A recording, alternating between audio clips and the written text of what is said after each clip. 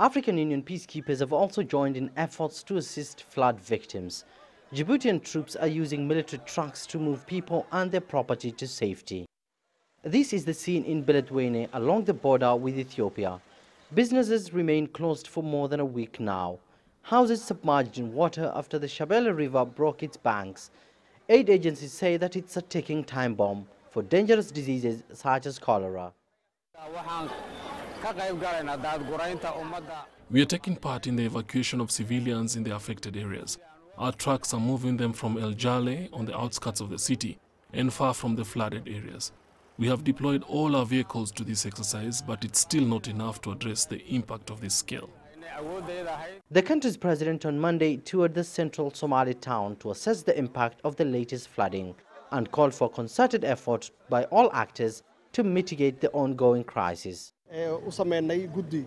We have formed a national disaster committee in which the government is taking a leading role to respond to the needs of our fellow citizens who have been affected and to share with them the pains that they are facing, and will use all the resources available to help them.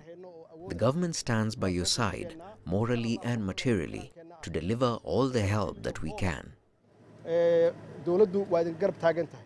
Overall in Billow, 150,000 people are affected as far as the numbers that we have, but we expect that to continue rising over the next few weeks. That's for Billow. For Somalia as a whole, about 500,000 people have been affected, either by the inundations from the rivers or from the rains in the IDP camps, and about 170,000 people have been displaced because of the rains. Children are seen swimming in flood waters. Their only playing ground has been turned into a lake.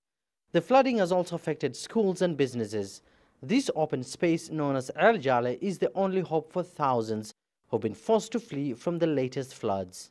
2 years ago, thousands of families here in Somalia were faced with a devastating drought, but now they're dealing with a completely different reality, raising concerns on how the rains, considered a blessing, has turned into bad luck for many here in the country. Abdulaziz, Billow, CGTN, Mogadishu, Somalia.